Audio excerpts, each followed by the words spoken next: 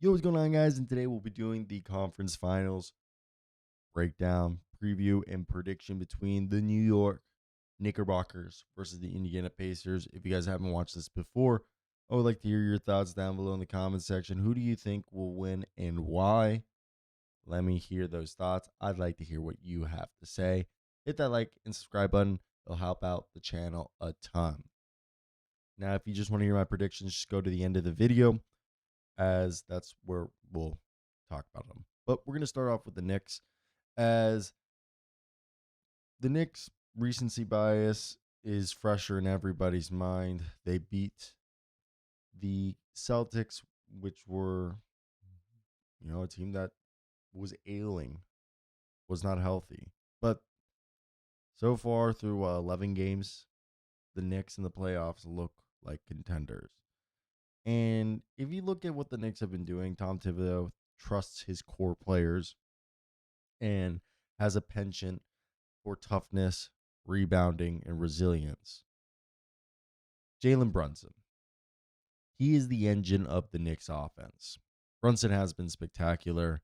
Almost 30 points a night, 8 assists, 3 rebounds on a bad ankle, carrying the scoring load while still being a floor general. He's putting up a high volume efficiently. Mikal Bridges, he's been taking on the toughest defensive assignments and is bringing some steady scoring from the wing. His shot, hasn't fully clicked, but there's been times that it has, and he's had some good games. 15 points, 2 steals, and a block. I think him playing almost 41 minutes a night just reflects Tom Thibodeau's trust in Mikal Bridges. OG Anunoby. Did you know OG Anunoby led all NBA players that were non-bigs in dunks in the regular season? 15 points, 5 rebounds, almost 2 steals again. Anunoby, a lockdown defender, is another person who's vital to New York's perimeter defense. He's a guy who's contributing, timely threes, transition dunks, and playing with a physicality on both ends that they've needed. Josh Hart. He's the ultimate glue guy. He was traded for what? Cam Reddish and some seconds? That's crazy. He leads the team in hustle plays. He's averaging 13.5 points, 8 rebounds, almost 5 assists. He'll rebound as a wing. He'll be a small ball 4. He'll be able to hit big shots while guarding 1 through 5. Josh Hart's probably one of my favorite players, and he's also shooting 42% from the field. It's incredible what he's doing. And then there's karl-anthony Towns. Just under 20 points, 11 rebounds, playing with a physicality that I've never seen him play before with. He's anchoring the paint offensively, providing spacing, but also going inside and taking advantage of anyone who's smaller than him and getting to the free throw line. And his rebounding has been elite. Then you mix in a little bit of Mitchell Robinson, who's a defensive anchor coming off the bench, who's strong on the glass, protects the rim. Even though he's limited offensively, he's going out there 4.5 points, 7 rebounds, a block a night, 19 minutes, absurd. Then Deuce McBride, he's a guy who's able to space the floor, play solid perimeter defense, come in for either Brunson, Mikal, Josh Hart, or OG Anunoby. And he's mainly for Brunson and Bridges, but the fact that he can help the second unit and hit timely threes is huge. Then Cam Payne has been used sparingly, mostly in spot minutes for ball handling relief, as he struggled from deep. And then again, Landry Shamit's a minimal role. Precious Achua is an emergency front court option with some defensive upside, but barely used. So what are we seeing? Tom Thibodeau is an Iron Man strategist. His 4 starters, Brunson, Bridges, OG, and Hart, have all been playing 40 minutes a night. And karl-anthony Towns plays 36, with Mitchell Robinson coming in to help or play alongside him. And the Knicks are holding teams to 108 points per game. Anunoby, Bridges, Hart are key stoppers on that end. And with Hart, Cat, Mitch on the glass, the Knicks are punishing teams, demoralizing, physically imposing their will, grinding them down, getting second chance opportunities. So with Brunson playing like an MVP playoff performer, the versatility that they're showing defensively across the board, the Knicks have emerged as a legit contender in the East. The margin of error is thin if their miles, aka the minutes, pile up. But this is a team that has a core that is clearly battle tested. So let's get over to the Pacers, as I thought that was a good little description for what we just talked about. Now, I find this interesting. The Pacers. Why? Because they're a team that I believe could surprise people. Tyrese Haliburton, 17.5 points, 9 assists. Dude, this guy got it. This guy's got it. He plays with the swagger that you want. And I don't know why people don't like Tyrese. I really don't. But he's the orchestrator of the symphony. He's the guy who is, you know, doing that to the team. And this is the league's best playoff offense. He navigates pick and rolls, pushes the tempo. And even though his 3-point shot is technically inconsistent, if you look at the percentage, it's been consistent when it's mattered the most. And then Andrew Nemhard, we've all known what he's been able to do, but on the national stage, he's breaking through, efficient as all hell. And he's poised. And he plays with his stoic self. And you never would have thought this, but he's the co-initiator next to Tyrese Haliburton. He's been Indiana's surprise X factor in both rounds. Guards opposing teams, best offensive players at times with Aaron Nesmith and Pascal Siakam, who are the three best defenders, you could argue. And then he can also score and be a secondary playmaker. Aaron Nesmith, 15 points a game, 6.5 rebounds, bringing energy on defense, guarding opposing teams' best players, shooting lights out from deep. Nesmith is able to play the 3 of the 4, and he's stretching the floor like you need, and he's been able to hold his own against bigger wings. So then Siakam, I've said this all year, probably a top 3 player in his position, arguably a top 15, top 20 player in the NBA.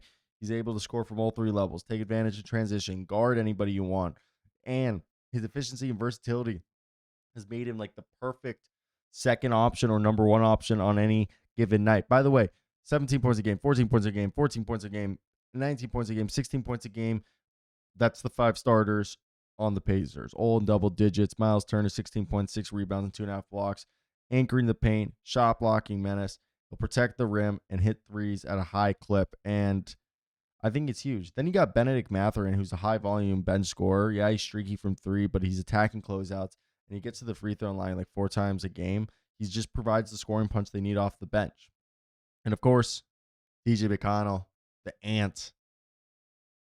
Like, he has the strength of an ant because he's, like, more tough than he looks.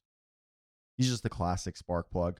McConnell plays with the tenacity, the ability to push the paint, orchestrate the offense, and wreak havoc with ball pressure, cuts, and just hitting timely dimes. Plus, his shot's falling right now. Obi Toppin's been a transition weapon for them, a lob threat. He's providing energy, spacing, actually some defense, and he's just finishing at an elite rate in the open space. And then Ben Shepherd's been trusted for the spot minutes as a 3-and-D guy who comes in as a defender and a floor spacer. Yeah, he hasn't scored much, but his spacing and decision-making have earned him those 13 minutes a night. And then Thomas Bryant, dude. Thomas Bryant's killing it. Like, he fills in for Turner in small spurts, but he'll hit the 3. He rebounds well, contests anything within his vicinity, and he just plays efficiently. And he's used mostly for his size and, defensive abilities, but I still like him, and I think Carlisle's given him some versatility out there. Now, what are we saying? This is the second best scoring team in the playoffs, best in assists, number 1 true shooting, number 1 3-point percentage, and second in assist to turnover ratio. 6 players are averaging over 8.5 points a game. 5 over 10 points a game, or 14 basically. And they've just had great ball movement due to Haliburton and Nemhard, and shooting nearly 51% from the field and 40% from 3 as a team. And the fact that they have anchors in Turner and Bryant anchoring the interior, Nemhard, Nesmith, and Mr. Pascal Siakam are applying perimeter pressure. So the Pacers' speed, shooting, and bench production give them the advantage against a more physical and slower Knicks team. But the question is whether Indiana's spacing and pace can offset New York's rebounding, playoff, gritty team that has, like, I think the Pacers are deeper personally, but one could argue that the Knicks have better talent up top. So let's just compare them. Look, we talked to Brunson, Cat, Hart, OG, McHale versus Tyrese, Pascal, Miles Turner, Aaron Nesmith, and Nembhard. Tom Thibodeau is a defensive-minded coach, slow pace. He'll literally run ISO execution late in the clock. He'll trust his starters. They're going to play heavy minutes, and they're going to emphasize rebounding, slowing the game down to their tempo, and beating you with their transition defense. Rick Carlisle, not a people person, but fast tempo, read and react offense, thrives in space, heavy emphasis on ball movement, almost 30 assists a game, and they'll use deep rotations to keep legs fresh, and he'll make adjustments and be flexible with his matchups. For the Knicks, they need Brunson to do his thing, be the orchestrator, and be clutch in the fourth. They need elite defense from OG, Bridges, and Hart. They need rebounding from Towns, Hart, and Mitchell. They need to control the boards. They need to physically impose their will. Look, the ball movement has dropped in the playoffs. Their bench scoring has become unreliable, and the Knicks aren't shooting as efficient as you would like. True shooting 54% versus the Pacers, who are true shooting at 61.5%. That's like almost a 7% swing. So figure out the spacing, figure out how to be efficient.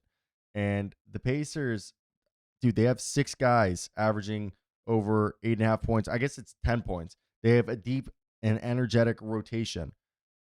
Their rebounding is where they're going to be suspect. Their opponents are shooting at 44% from the field, which could climb, and they also allow a lot of second chance points, almost 7 offensive rebounds allowed per game.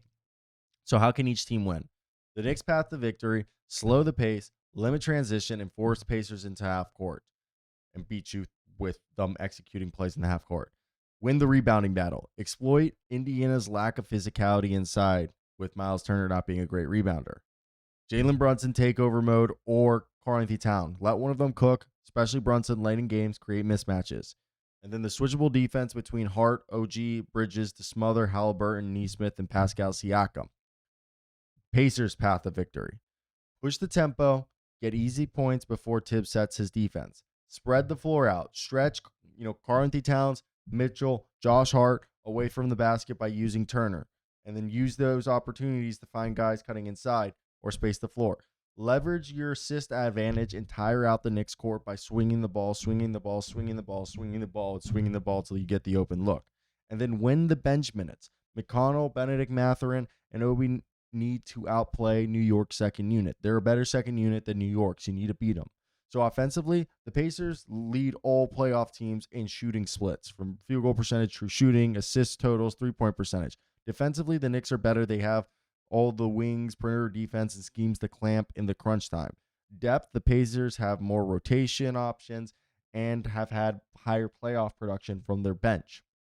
So the X factors are: can Brunson maintain his usage at the current efficiency? Will the Indiana Pacers overwhelm the Knicks' physicality? Is karl-Anthony Towns ready to consistently punish mismatches inside, aka Miles Turner? And can Miles Turner and Nesmith maintain elite spacing without giving up too much inside and throwing Pascal Siakam? Now, so for me, if the Knicks can control the glass, limit turnovers, and win the half-court game, they can drag Indiana into a slower style that favors their strengths. But if the Pacers can dictate tempo, get production from 5 to 6 guys like they've been all playoffs — this is their second Eastern Conference Finals, by the way, in back-to-back seasons — their offense may be too much over a 7-game series, which this is going to be a 7-game series.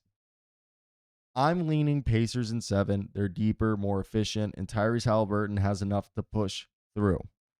But I really think it's a crapshoot and anyone could win.